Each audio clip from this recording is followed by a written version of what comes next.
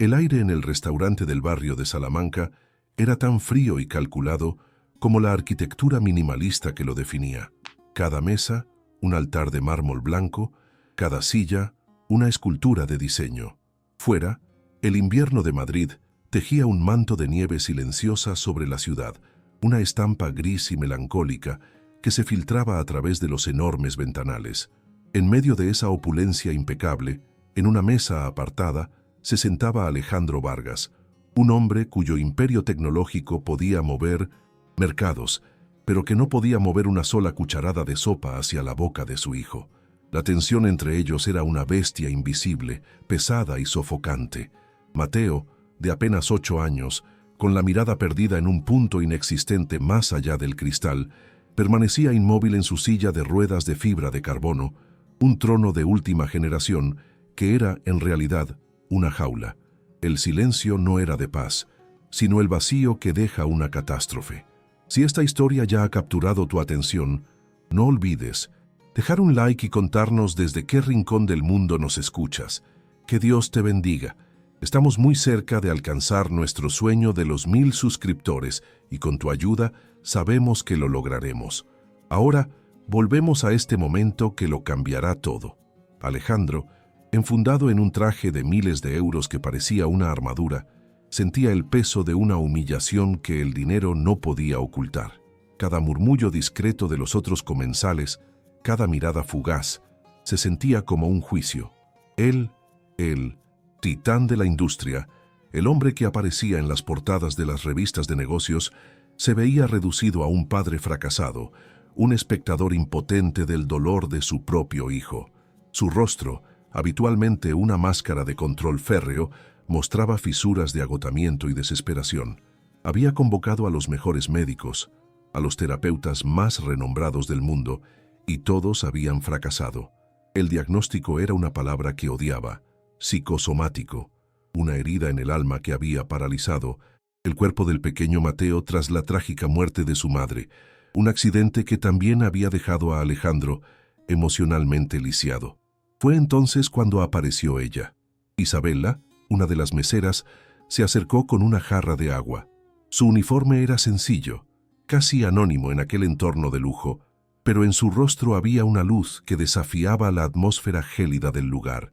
Era una calidez genuina, una empatía que no se podía fingir. En lugar de dirigirse al hombre que pagaría la cuenta, sus ojos se posaron inmediatamente en el niño. Vio más allá de la silla de ruedas y del silencio. Vio a un chiquillo triste dibujando garabatos sin sentido en una servilleta de lino.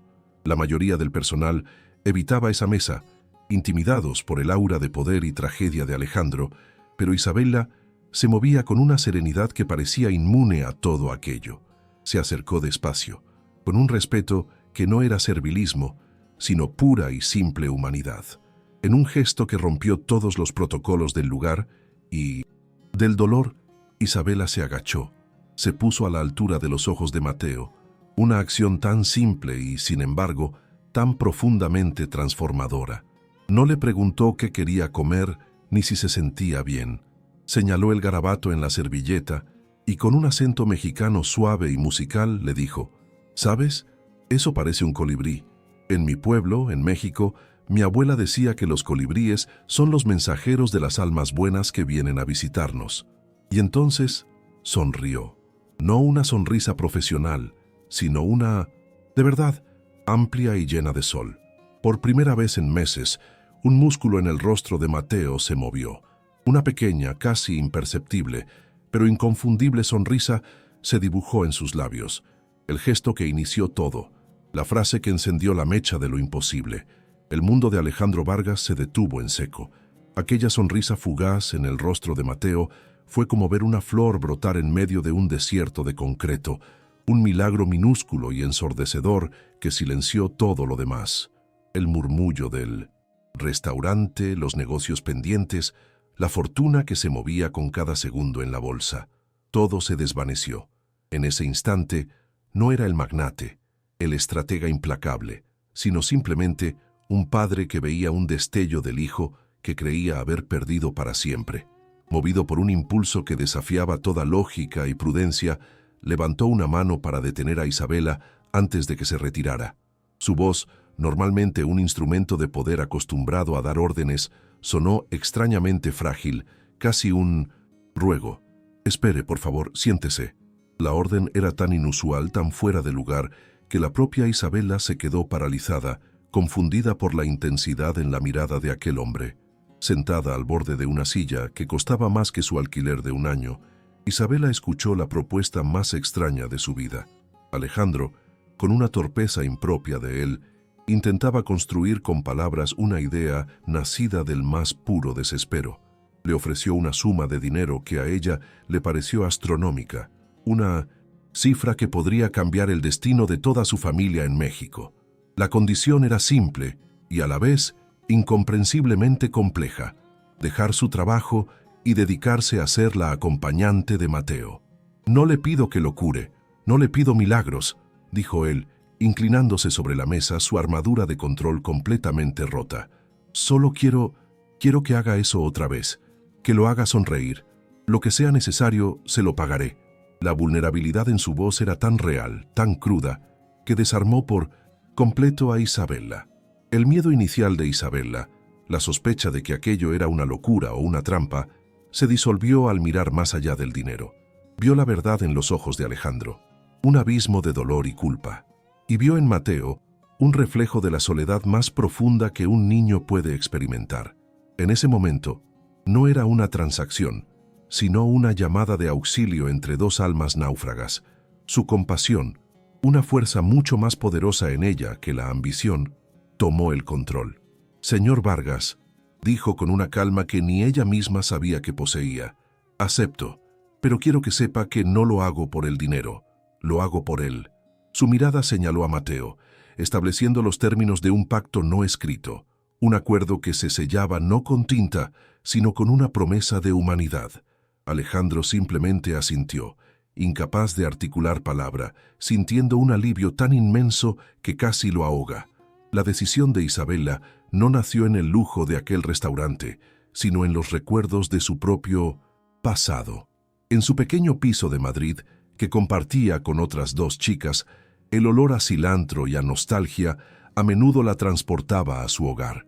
Recordaba a su hermano pequeño, Pedrito, quien tras caer de un árbol alto se había sumido en un silencio traumático que duró casi un año. Los médicos no sabían qué hacer, pero ella, con la paciencia infinita de una hermana mayor, se sentó a su lado día tras día. Le contaba historias, le cantaba las mismas canciones de cuna que su madre les cantaba y les aseguraba que todo estaría bien. Y un día, mientras le hablaba de las estrellas, Pedrito susurró una pregunta. Ese recuerdo era su brújula, la prueba de que las heridas del alma a veces no necesitan bisturí, sino la caricia de la constancia y el amor. Mateo era un eco de Pedrito. Ella ya conocía esta canción triste. La mansión de los Vargas era un palacio de cristal y acero con vistas a toda la ciudad, pero por dentro se sentía tan vacía y fría como una tumba. Al llegar, Isabela sintió que las paredes de mármol y las obras de arte moderno la observaban con desdén. El personal, un pequeño ejército de empleados uniformados y silenciosos, se movía con una eficiencia robótica y la miraba con una mezcla de curiosidad y sospecha. Mateo, lejos del fugaz momento de conexión en el restaurante, se había replegado de nuevo en su coraza de apatía. La sonrisa había desaparecido y sus ojos volvían a ser dos ventanas cerradas. Isabela sintió un nudo en el estómago. La enormidad de su promesa, hecha en un arrebato de compasión, ahora se le presentaba como una montaña imposible de escalar. Estaba sola en un mundo que no era el suyo, con la tarea de rescatar a un niño perdido en su propio laberinto. El primer obstáculo no tardó en aparecer. Fue una llamada telefónica de Elena, la abuela materna de Mateo, una mujer de la alta sociedad cuya voz goteaba veneno y clasismo. ¿En qué estabas pensando, Alejandro? ¿Contratar a una mesera, a una inmigrante cualquiera, para cuidar de mi nieto? Siseó por el teléfono. Esa gente es lista. Solo buscan una oportunidad para aprovecharse. Quiere tu dinero, por el amor de Dios. Estás poniendo en riesgo a Mateo por un capricho sentimental. Cada palabra era un dardo diseñado para sembrar la duda en el ya atormentado corazón de Alejandro, y para dejarle claro a Isabela, quien escuchó la conversación desde la puerta del despacho, que no era bienvenida. Era la primera declaración de guerra en un campo de batalla donde las armas eran el prejuicio y el estatus social. Poco después, llegó el ataque desde el frente científico. Alejandro se reunió con el equipo de psicólogos y neurólogos de Mateo, quienes escucharon su decisión con una condescendencia apenas disimulada. Revisaron el perfil de Isabela y descartaron la idea con una jerga clínica que sonaba a sentencia. Un enfoque poco ortodoxo y carente de base empírica, sentenció el psicólogo jefe. La introducción de un elemento no profesional y emocionalmente volátil podría ser contraproducente para las terapias establecidas. Recomendamos mantener el protocolo. Por primera vez, Alejandro sintió una punzada de rebeldía contra aquellos hombres de ciencia a los que había venerado. Su instinto de padre, largamente dormido, le decía que aquellos protocolos, aunque correctos en el papel, estaban desprovistos de lo que Mateo más necesitaba. Alma defendió su decisión con la voz temblorosa pero firme. Isabela, ajena a las batallas que se libraban en su nombre, comenzó su propio y silencioso asedio contra la tristeza. Ignoró la frialdad del personal y la opulencia de la casa y se enfocó en crear un pequeño santuario de calidez para Mateo. Su primera acción fue traer de su casa una manta de lana tejida con colores vivos, como los de los mercados de Oaxaca, y la colocó suavemente sobre las piernas del niño. No le insistía en que hablara o jugara, simplemente se sentaba a su lado, en el suelo, y comenzaba a tejer historias con su voz. Le hablaba de alebrijes que cobraban vida por la noche, del sabor del chocolate caliente con canela que preparaba su abuela y del sonido de la lluvia en los techos de lámina de su pueblo. Llenaba el opresivo silencio de la mansión no con expectativas, sino con la música de un mundo lejano y vibrante. El primer indicio de que el hielo se estaba quebrando llegó a través del olfato. Una tarde, Isabela se aventuró en la cocina industrial de la mansión, un espacio de acero inoxidable que parecía más un laboratorio que un lugar para cocinar. Con ingredientes que había pedido específicamente, comenzó a preparar un sencillo arroz con leche. El aroma dulce de la leche, la canela y la vainilla comenzó a extenderse por la casa, una fragancia hogareña y reconfortante, completamente ajena a aquel lugar. Mateo, quien pasaba las horas en el salón contiguo, fue atraído por el olor como un barquito a la deriva hacia la luz de un faro. Se impulsó con su silla de ruedas hasta el umbral de la cocina y se quedó allí, observándola. No dijo nada, pero sus ojos estaban fijos en la olla. Isabela le sonrió y le ofreció una pequeña cucharada. Él dudó, pero luego abrió la boca. Fue una comunión, un pequeño acto de confianza que supo a gloria.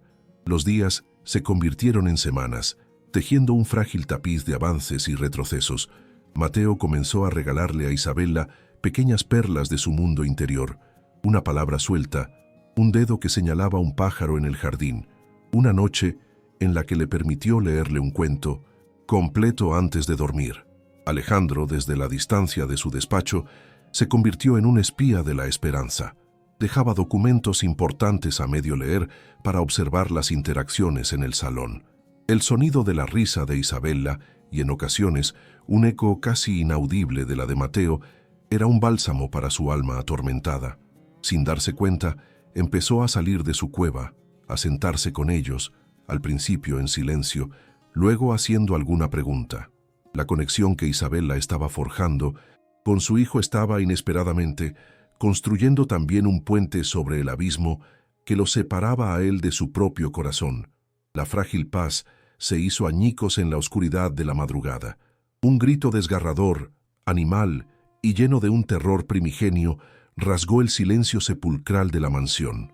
En su mente, Mateo no estaba en su cama de seda, sino atrapado de nuevo en un amasijo de hierros retorcidos. Veía destellos de cristales rotos bailando en el aire como diamantes mortales. Escuchaba el chirrido ensordecedor del metal y sobre todo veía el rostro de su madre, una imagen fragmentada y confusa que le llamaba antes de desvanecerse en la nada. El trauma, que había estado contenido en las profundidades de su ser, había reventado la presa, inundándolo todo con un pánico helado que le robaba el aliento y lo devolvía al epicentro de su dolor. Era una regresión violenta, un recordatorio brutal de que la herida seguía abierta, sangrando en la oscuridad de su memoria. Alejandro e Isabela llegaron a su habitación casi al mismo tiempo, con el corazón en la garganta. Encontraron a Mateo convulsionando de miedo, con los ojos desorbitados fijos en un horror que solo él podía ver. Estaba empapado en sudor frío, enredado en las sábanas como si fueran serpientes que intentaban asfixiarlo. Cuando Isabela, en un acto reflejo, intentó tocarlo para consolarlo, el niño la empujó con una fuerza sorprendente, gritando un «¡No!» que sonó a traición. Rechazó a la única persona que había logrado penetrar su coraza, cerrando de un portazo la puerta que tanto les había costado entreabrir. La conexión, que parecía tan prometedora, se había desintegrado en cuestión de segundos, dejando solo los escombros de un progreso que ahora parecía una cruel ilusión. Los días que siguieron a la pesadilla fueron un viaje de vuelta al punto de partida, e incluso más atrás. Mateo se encerró en un mutismo más profundo y hostil que el anterior. La apatía se había convertido en un rechazo activo. Se negaba a comer cualquier cosa que Isabela le preparara, apartaba los libros con un manotazo y dirigía su silla de ruedas hacia la pared, dándoles la espalda durante horas. La colorida manta oaxaqueña, que había sido su constante compañera, ahora yacía en el suelo de una esquina, un símbolo polvoriento y abandonado del fracaso de ella. Cada intento de Isabela por reconectar era recibido con un muro de indiferencia, una fortaleza de silencio que parecía impenetrable, dejando a la joven mujer con una sensación de impotencia que nunca antes había conocido. Para Alejandro, esta regresión fue la confirmación de sus peores temores, la prueba irrefutable de que su desesperada apuesta había sido un error catastrófico. Las palabras venenosas de su suegra y las advertencias condescendientes de los médicos resonaban en su cabeza como un coro de «te lo dije». El pánico, frío y afilado, se apoderó de él. Convocó a Isabela a su despacho. La frialdad en su mirada era un reflejo del invierno exterior. «Esto fue un error», dijo, su voz despojada de cualquier calidez. «Un maldito error. Usted lo ha empeorado. Estaba haciendo progresos lentos pero seguros con sus terapeutas. Su método, su cercanía, solo ha servido para abrir una herida que no sabe cómo cerrar. Se acabó». La sentencia flotó en el aire, pesada y definitiva, mientras la esperanza se marchitaba. Pero Isabela no se derrumbó.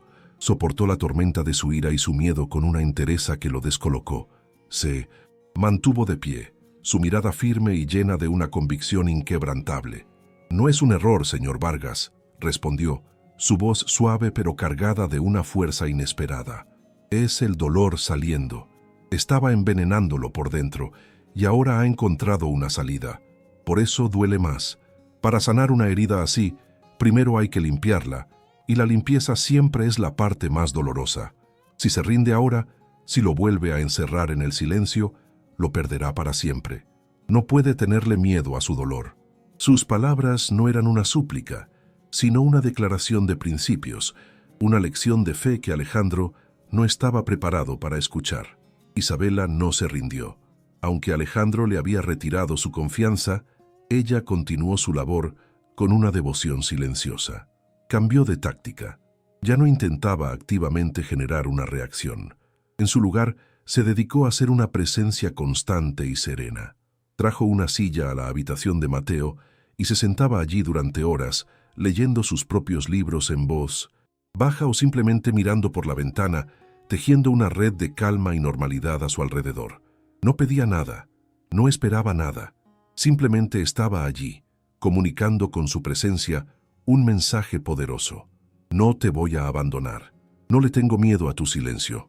Puedo esperar». Su paciencia era un ancla en medio de la tempestad emocional que sacudía al niño. Decidió traer un trozo de vida al interior de aquella habitación estéril, un contrapunto a la atmósfera de enfermedad que lo impregnaba. Todo. Un día llegó con un pequeño terrario de cristal, un ecosistema en miniatura con musgo, helechos y pequeñas suculentas.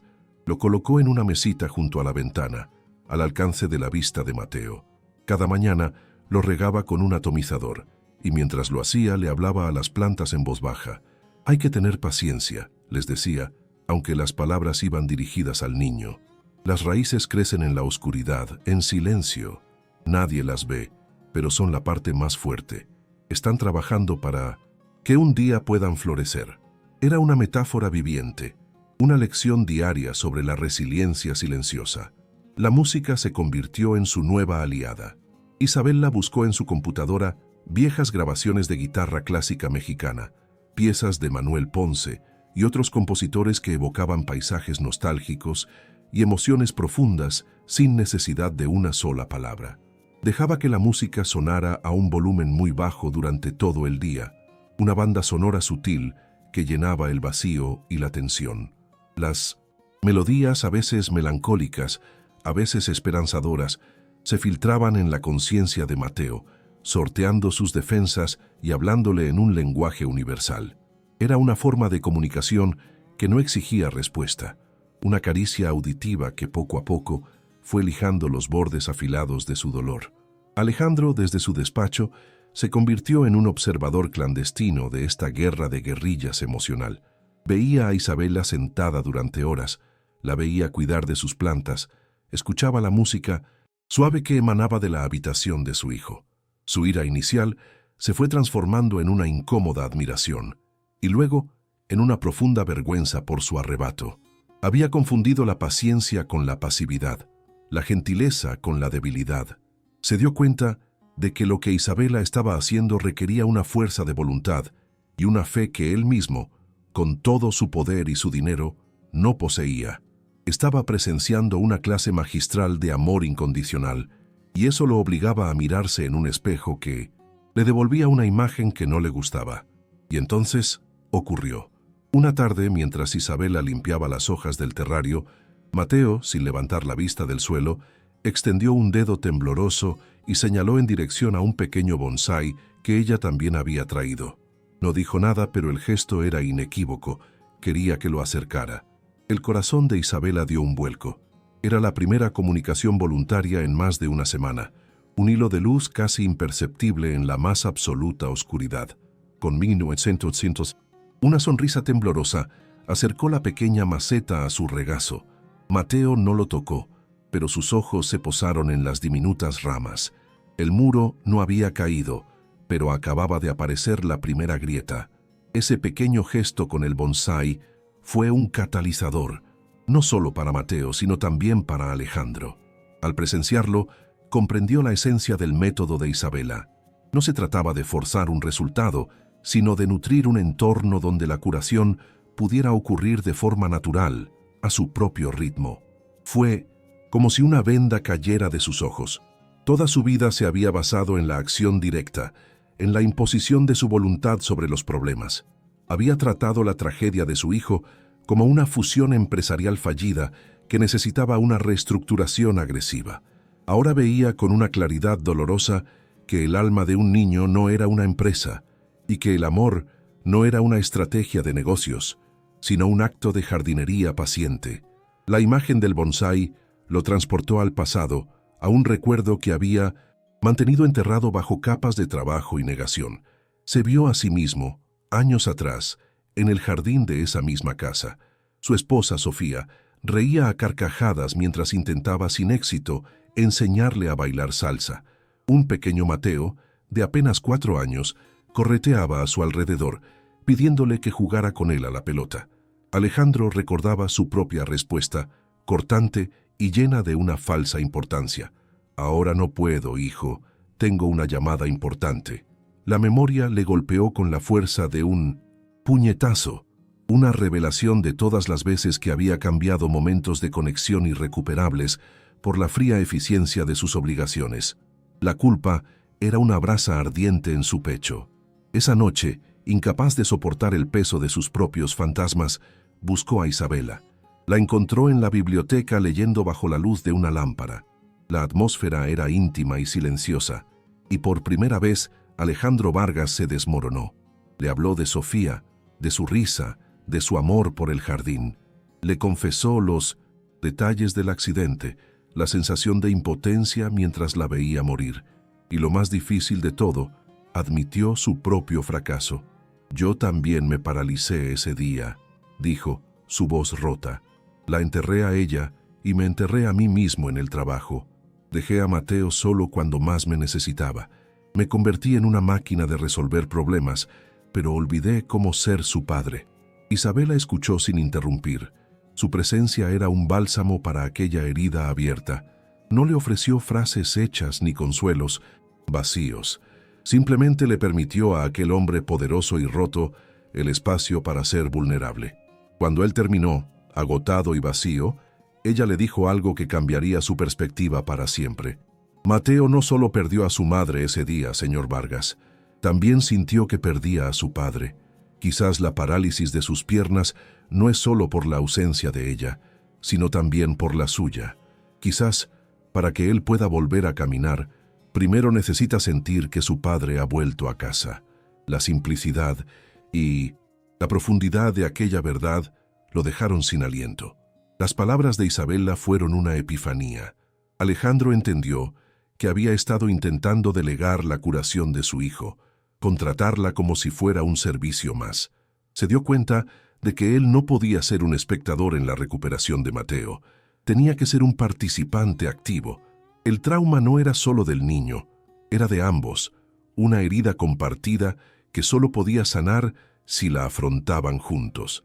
Esa noche tomó una decisión.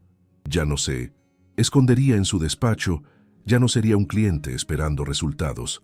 Se involucraría, se ensuciaría las manos y el corazón y lucharía junto a su hijo para encontrar el camino de vuelta a la luz. La curación de Mateo comenzaba con la suya propia. A la mañana siguiente, Alejandro hizo algo que no había hecho en años. Canceló todas sus reuniones. Apagó su teléfono.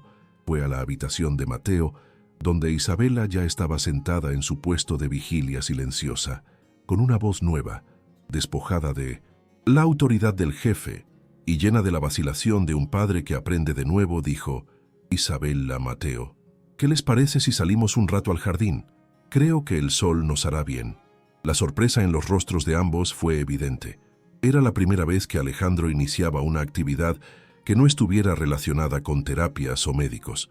Era una invitación a ser simplemente una familia. El jardín era un reflejo del estado de sus almas. Había sido el orgullo de Sofía, pero desde su muerte, Alejandro había ordenado a los jardineros mantenerlo, pero sin el amor de ella, se había vuelto un lugar pulcro pero sin vida. Sin embargo, la primavera se abría paso con una terquedad admirable. Pequeños brotes verdes despuntaban en las ramas desnudas de los rosales y el aire, aunque todavía fresco, llevaba consigo la promesa inconfundible del renacimiento. Era un escenario de transición, un espacio suspendido entre el letargo del invierno y la explosión de vida que estaba por llegar, un símbolo perfecto de su propia situación. Era el lugar donde la tragedia había dejado su huella y quizás el único lugar donde la sanación podía comenzar. Se instalaron cerca de una pequeña fuente de piedra que llevaba más de un año apagada.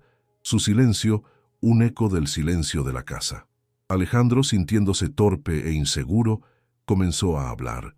No le hizo preguntas a Mateo, ni le dio instrucciones. Simplemente compartió un recuerdo. «Tu madre amaba esta fuente», dijo, su voz un poco ronca. «Una vez aquí mismo, intentó enseñarme a bailar salsa.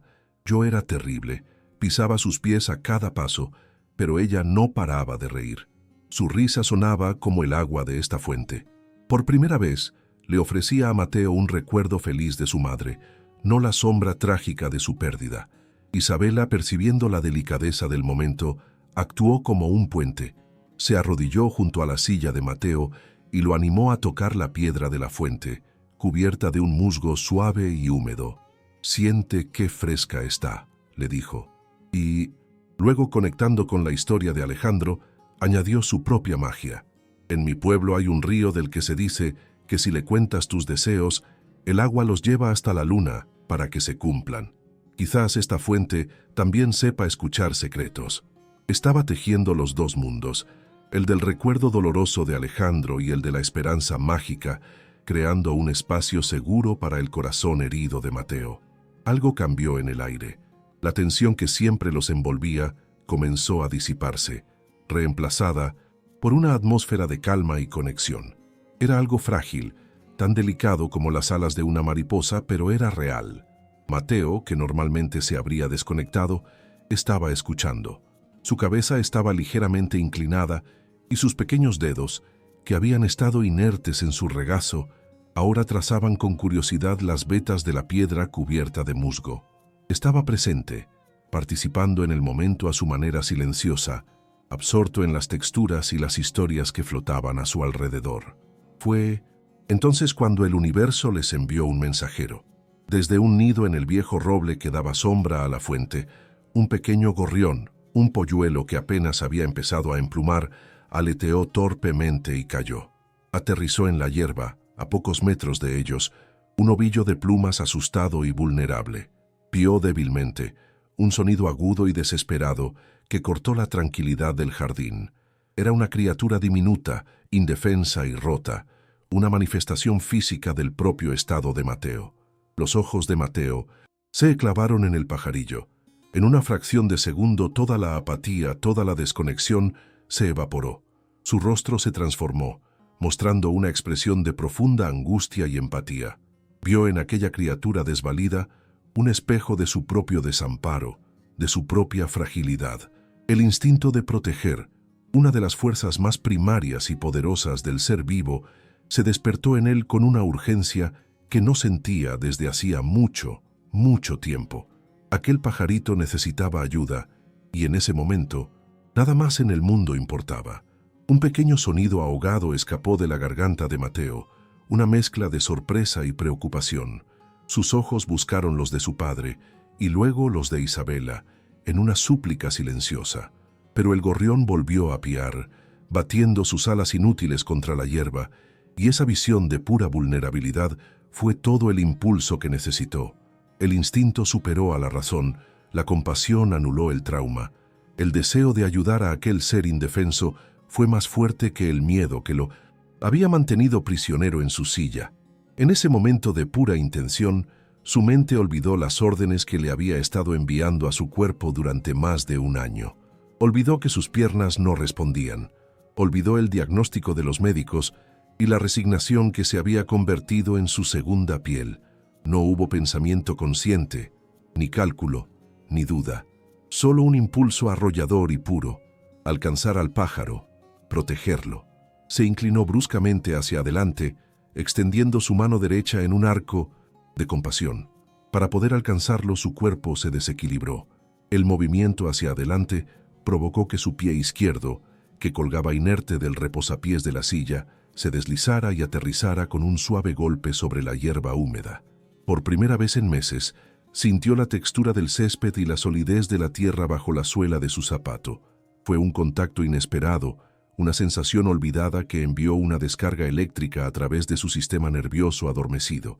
Y entonces, sin pensarlo, empujó.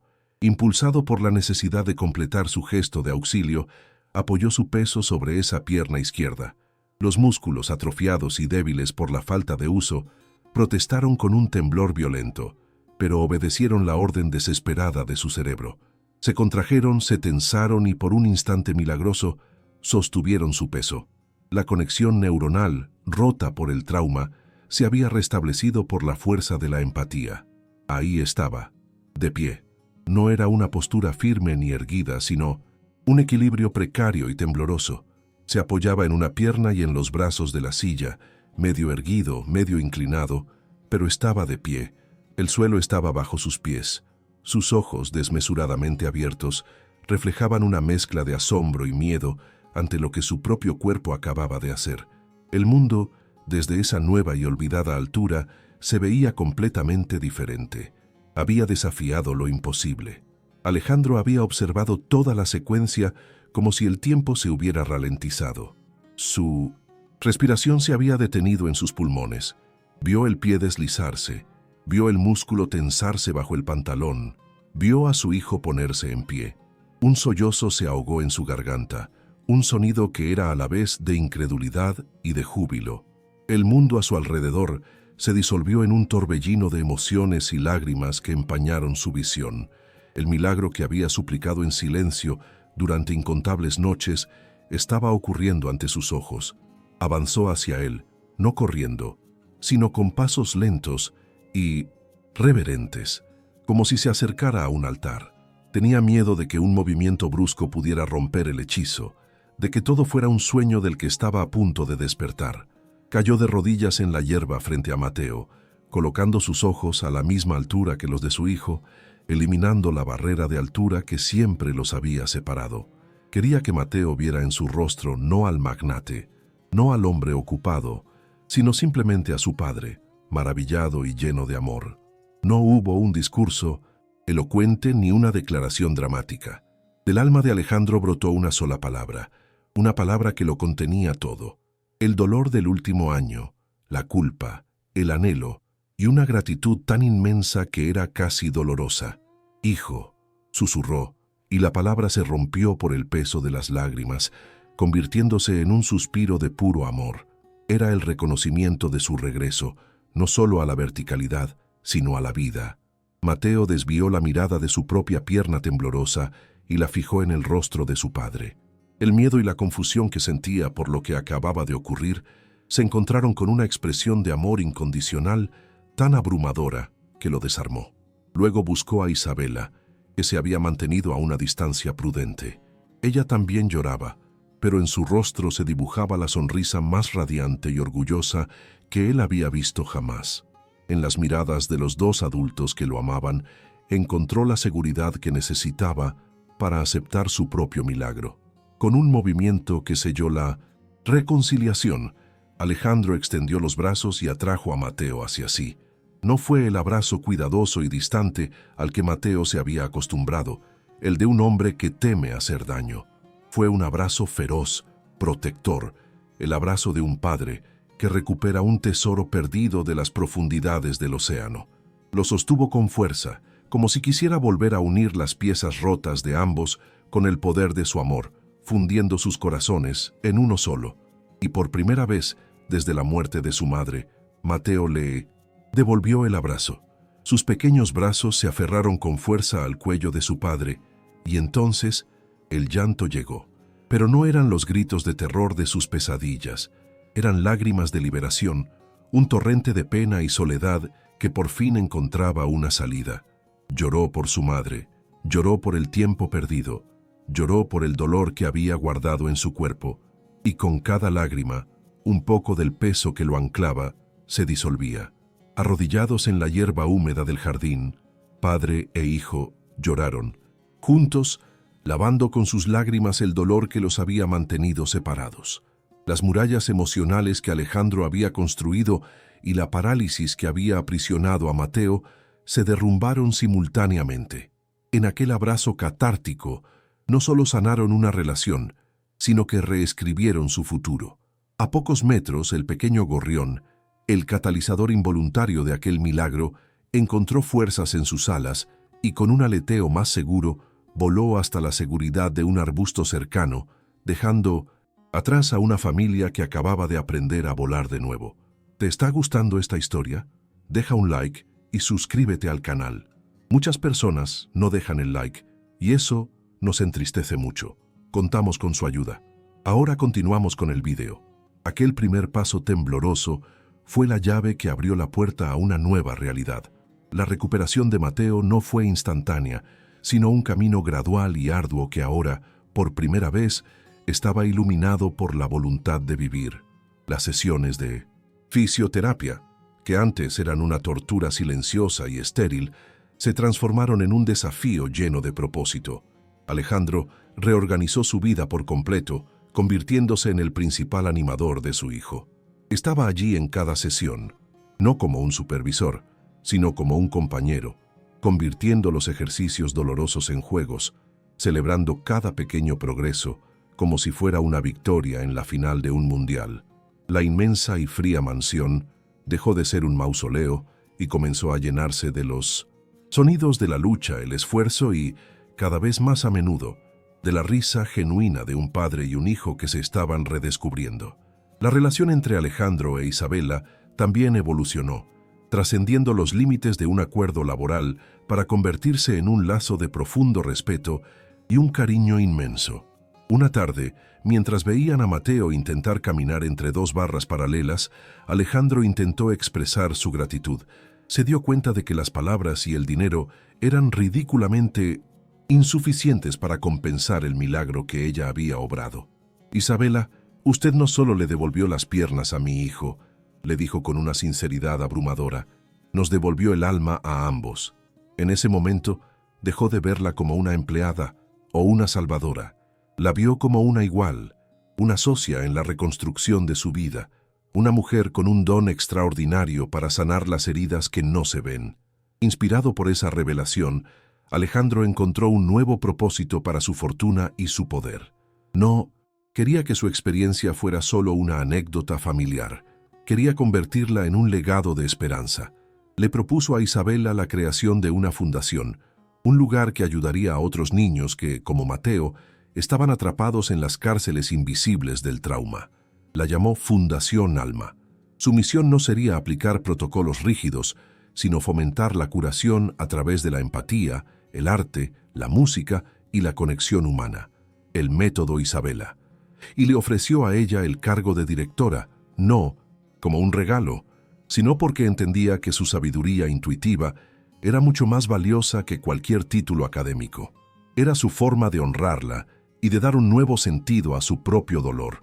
3 años después, el jardín que una vez fue testigo del dolor y del milagro, ahora era un lienzo de vida y alegría. Mateo, con 11 años cumplidos, corría por el césped con la energía inagotable de un niño feliz persiguiendo un balón de fútbol. Sus piernas, antes inertes, ahora eran fuertes y rápidas. Alejandro, ya sin la sombra de la tensión en su rostro, jugaba con él, riendo a carcajadas cada vez que su hijo lograba quitarle el balón. Ya no vestía trajes de negocios en casa, sino ropa cómoda que le permitía tirarse al suelo y celebrar un gol imaginario. Isabela los observaba desde una banca cercana. Su presencia era una constante serena y amorosa, una pieza fundamental de la nueva y sólida estructura de aquella familia reconstruida. Su sonrisa reflejaba la paz de una misión cumplida. La escena de felicidad fue interrumpida suavemente por la llegada de un coche.